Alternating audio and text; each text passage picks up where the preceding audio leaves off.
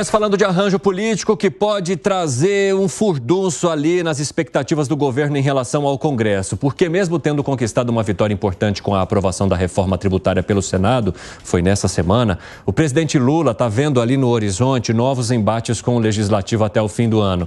Os congressistas articulam a criação de uma nova modalidade de emenda parlamentar para ampliar o controle sobre o orçamento e obrigar o governo a executar os pagamentos. Em outra frente, agem para turbinar o fundo eleitoral no momento em que o Executivo está buscando medidas para reduzir o rombo nas contas públicas, ou seja, Congresso querendo cada vez mais e... Opa! É que o Bruno Pinheiro, que é o nosso repórter que vai entrar daqui a pouco, estava aparecendo ali. Aí eu ia já anunciar a estratégia, mas eu vou começar com o Luiz Felipe Dávila, que já voltou à tela. Dávila, Congresso querendo controlar mais o orçamento, querendo aumentar o fundão e o governo federal vai aumentando a corda enrolada nas mãos. É verdade. O Congresso sente o cheiro de fragilidade do governo e, por isso, avança em cima do orçamento, que é o jeito do Legislativo controlar o Executivo. Na verdade, Evandro, o Brasil está a caminho de um parlamentarismo, não é presidencialismo de coalizão, é o parlamentarismo. E é bom que, alguma hora, nós possamos rever o sistema de governo no Brasil para não ficar esse presidencialismo capenga. Agora, com essas emendas, se for aprovado, o governo vai ter praticamente zero de poder sobre a influência do gasto do dinheiro público que está nas mãos do Congresso Nacional. Elaine Keller, durante a campanha eleitoral, o presidente Lula e também toda a sua equipe criticaram muito o ex-presidente Jair Bolsonaro e essa estratégia que foi adotada em parceria, entre aspas, com o Congresso, em que o Congresso tinha total dominação ali do orçamento e estava, inclusive, guiando muito do que deveria ser uma prática adotada pelo governo em exercício, pelo presidente da República, pelo Executivo. Agora parece que está caminhando para a mesma situação. Como é que você avalia?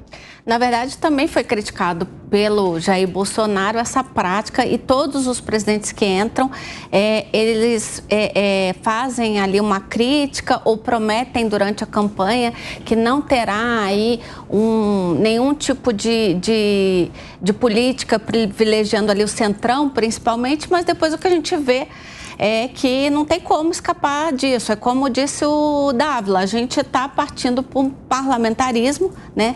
Arthur Lira já se porta aí como primeiro-ministro e a gente realmente precisa rever isso, porque a gente está no primeiro ano de governo Lula. Se já no primeiro ano a gente teve aí 12 bilhões de emendas parlamentares, o ano que vem já está previsto mais 30 bilhões, né? A gente vê aí uma série de cargos que já foram concedidos ao Centrão, principalmente, e eles ainda querem mais. Você vê alguns partidos como o Republicano e o PP que não votaram a favor da reforma tributária, né? O governo Lula, nesse primeiro ano, abriu o cofre para o Congresso, fez de tudo para que a gente tivesse a aprovação da reforma tributária, assim como a gente teve o mesmo tipo de negociação ali para a reforma previdenciária no governo anterior.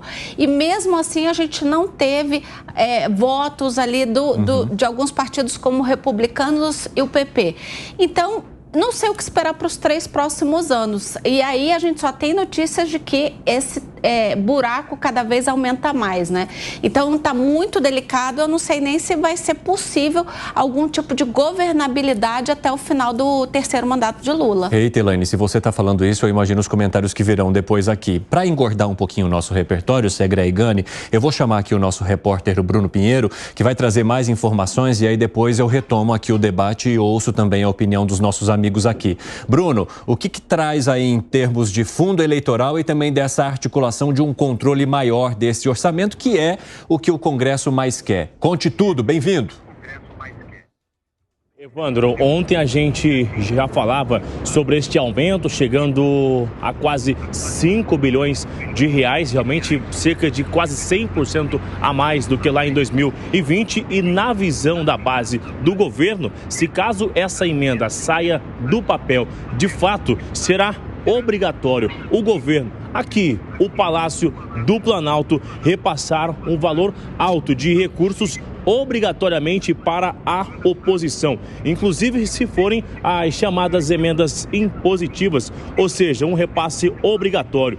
Isso envolvendo inclusive o partido, a legenda do ex-presidente Jair Messias Bolsonaro, que tem a maior bancada na Câmara dos Deputados, 98 deputados, e também um número importante, cerca de 12 senadores no Senado Federal. Além disso, a emenda vai tirar esta munição do Palácio do Planalto, que é sobre negociar e garantir este apoio em importantes votações no Congresso Nacional. Não é de hoje que nós estamos acompanhando, assistindo que vários assuntos relevantes que na hora de colocar em votação é necessário muita articulação e até mesmo liberação de emendas. E aí, diante disso, vai dificultar esta discussão e essa negociação e, de forma obrigatória, repassar até mesmo para a oposição. Então, já é uma segunda discussão. Ontem iniciava uma discussão sobre aumentar este fundo eleitoral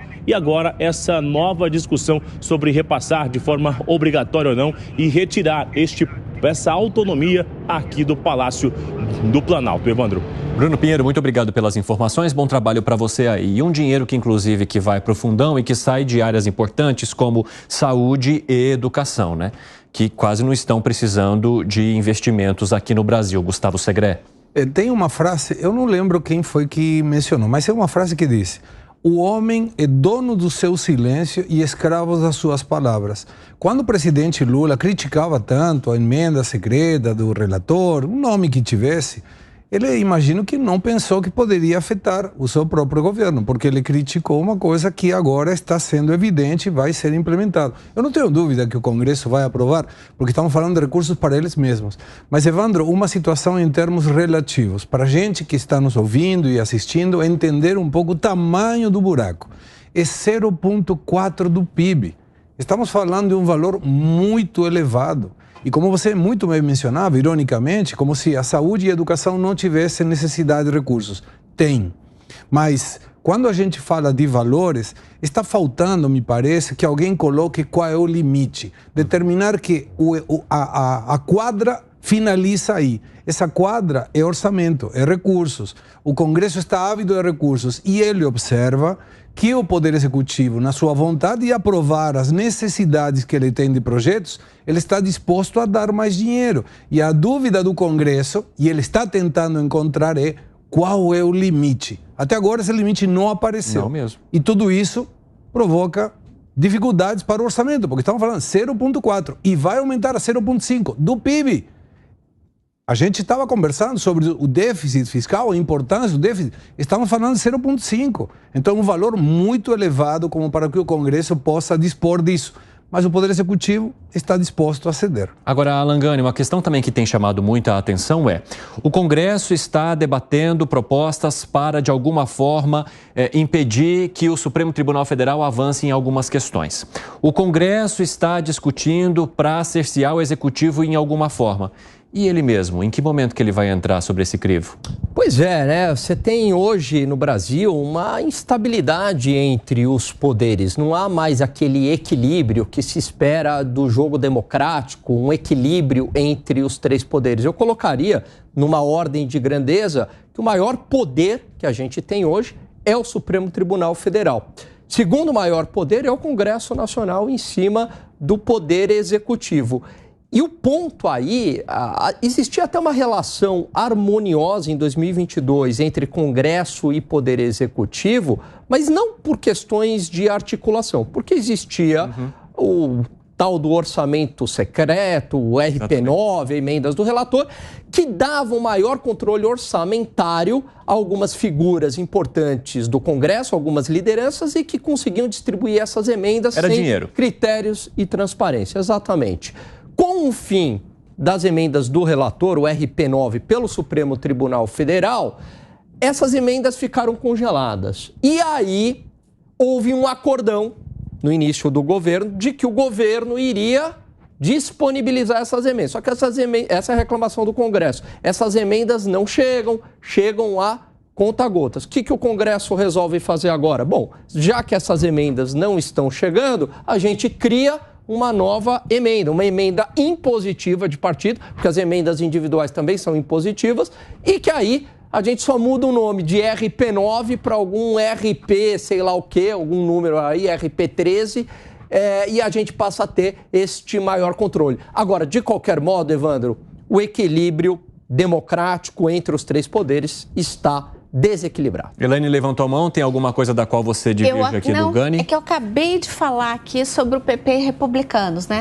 Pois acaba de chegar a informação que foi criado um cargo de diretoria dentro da Codevasp para o Republicanos. Deve assumir o Gil Cutrim, que é ali do Republicanos do Maranhão. Então, eu acabei de falar do Republicanos, mas um cargo criado para o Republicanos. Esses órgãos ligados ao segundo escalão, vinculados ao Ministério, o Centrão tem um grande apetite por eles. Por quê? Porque é daí que passam as emendas, né? Então, a construção, por exemplo, de uma estrada vai passar pela Codevasp. Aliás, a gente viu isso, né, no Ministério das Comunicações, no caso do Juscelino. Então, passa a emenda por lá, né, e aí contrata uma construtora, etc. Então, este controle do segundo escalão, muitas vezes, é mais importante do que o próprio Ministério, porque é ali que rola o dinheiro. Codevasf, Funasa, Caixa Econômica Federal e por aí vai.